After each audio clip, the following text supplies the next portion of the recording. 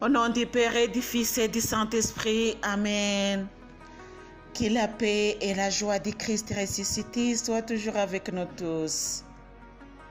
Bien, chers frères et sœurs en Jésus-Christ, nous continuons la lecture de la Bible et nous continuons aussi avec la méditation, puisque la Bible, c'est pas un livre si simple, c'est un message de Dieu, alléluia, c'est un message provenant de la bouche du Seigneur.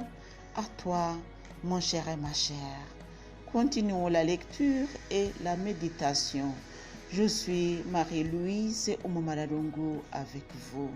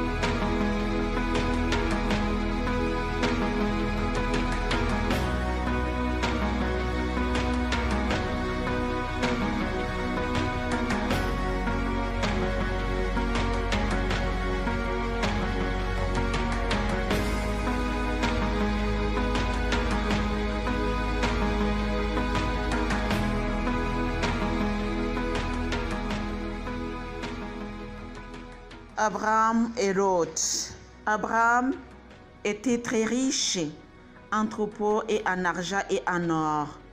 Il alla par étapes du Negev jusqu'à Bethel, jusqu'au lieu où il y avait d'abord campé entre Bethel et Haï, à l'endroit où il avait précédemment élevé un autel. Abraham invoqua le Seigneur par son nom. Lot, qui accompagnait Abraham, possédait lui aussi du petit et du gros bétail, ainsi que des tentes. Le pays n'assura pas les besoins de leur vie commune, car leurs biens étaient très considérables pour qu'ils puissent vivre ensemble. Une querelle éclata entre les bergers des troupeaux d'Abraham et les bergers des troupeaux de Lot. Cananéens et Périzites habitaient alors le pays, et Abraham dit à Lot: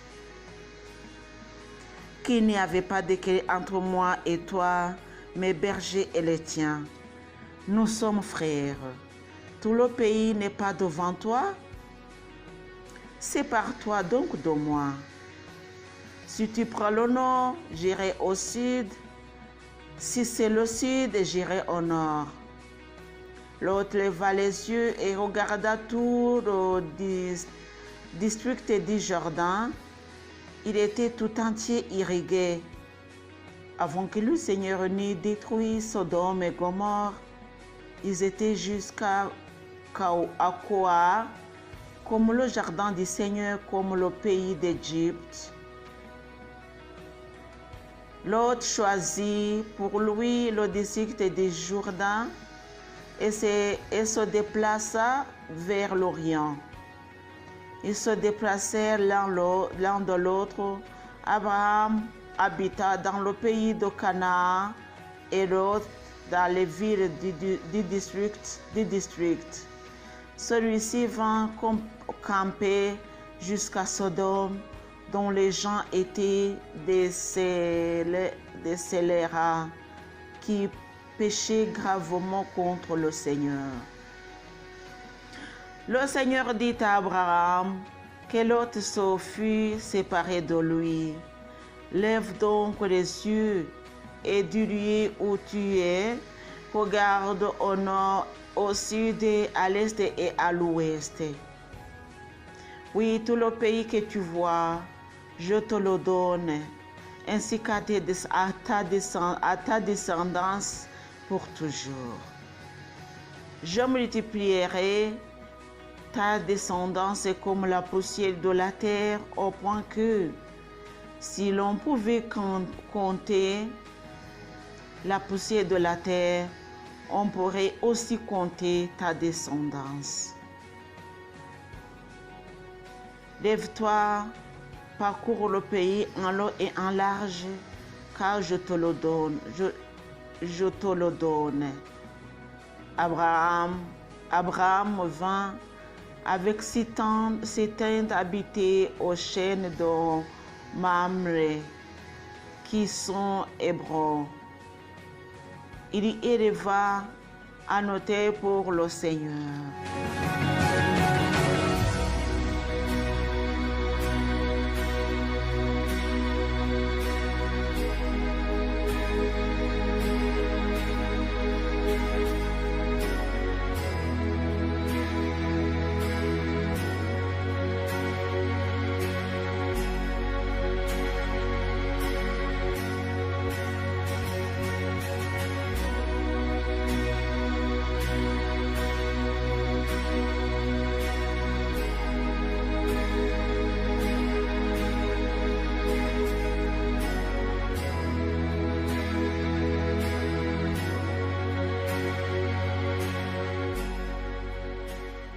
Abraham, le roi et Melchisédek, c'est le chapitre 14 du livre de la Genèse.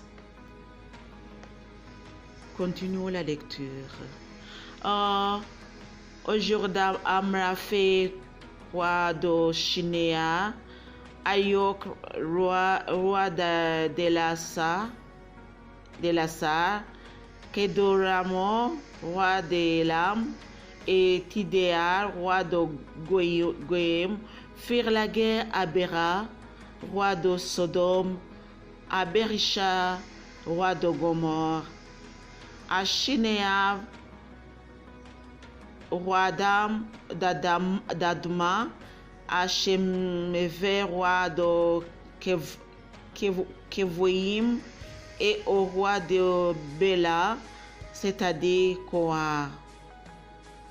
Ces derniers devaient tout faire leur jonction vers la vallée de Siddim, c'est-à-dire la mer Salée.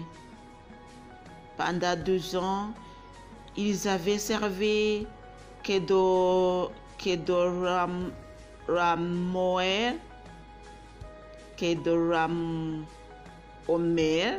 mais ils étaient déportés la 3e année. La 14e année, Kedorlaomer vint avec les rois qui l'accompagnaient. Ils bâtirent les Raphaïtes et Ashtaroth, Karnaïm, les Zouzites, Aram, les Émites, Al-Shawi, Kiriataim, les Horites dans leurs montagnes, Ansei jusqu'à les parents, qui est près du désert. Puis il revint vers Eimshab, c'est-à-dire Kadesh. Ils ravagèrent toute la campagne américite et même les Amorites habitants son Tamar.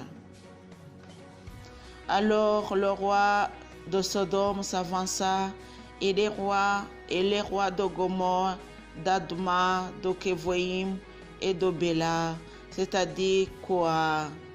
Ils se déplaçaient à combattre contre eux dans la vallée de Siddim, contre Kedorlaomer, roi d'Élam, Tidéar, roi de Goïm, Amraphel, roi de Shinéa, Ayok, roi d'Elasa, 4 rois contre 5. La vallée de Siddim était creusée depuis de bitume dans leur fuite. Les rois de Sodome et de Gomorre y tombèrent. Ceux qui restent s'enfuirent dans la montagne. On prit tous les biens de Sodome et de Gomorre tout leur vint et on partit. On prit Lot, le neveu d'Abraham, avec ses biens, et on partit. Lot habitait à Sodome, et un fiat s'en vint porter la nouvelle. Abraham, l'hébreu, qui demeurait aux chaînes de Mamré, l'Amorite, frère d'Eshcol et d'Aner, ils étaient les alliés d'Abraham. Dès que celui-ci apprit la capture de son frère, il mit sur pied 318 de ses vassaux liés de naissance à sa maison. Il mena la poursuite jusqu'à Dan. Il repartit ses hommes pour assaillir de nuit les ennemis. Il les battit et les poursuivit jusqu'à Hova, qui est au nord de Damas. Il ramena tous les biens, il ramena aussi son frère Lot et ses biens, ainsi que les femmes et les parents. Le roi de Sodome s'avança vers la vallée de Shawé, c'est-à-dire la vallée du roi, à la rencontre d'Abraham qui revenait victorieux de Kedorlaomer et des rois qui l'accompagnaient. C'est Melchisédek, roi de Salem, qui fournit du pain et du vin. Il était prêtre de Dieu, le Très-Haut, et il bénit Abraham en disant: Béni soit Abraham béni soit Abraham par le Dieu Très-Haut qui crée ciel et terre. Béni soit le Dieu Très-Haut qui a livré tes adversaires entre tes mains.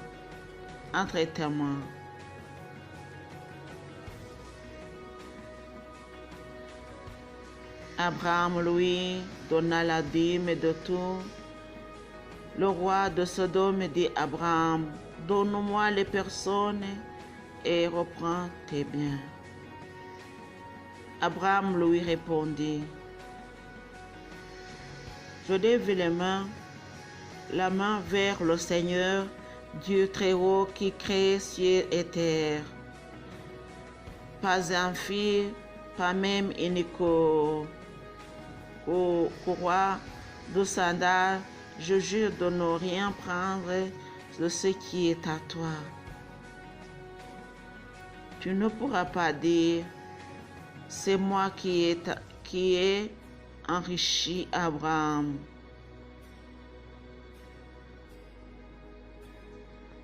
Cela ne me concerne en rien, sauf la nourriture de mes jeunes. Quant à la part des hommes qui m'ont accompagné, Aner, Eshcol et Mamré, ils la prendront eux-mêmes.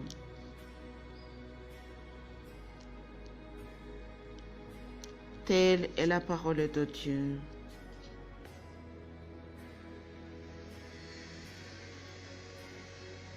Mes chers frères et sœurs en Jésus-Christ, la parole de Dieu nous dit beaucoup.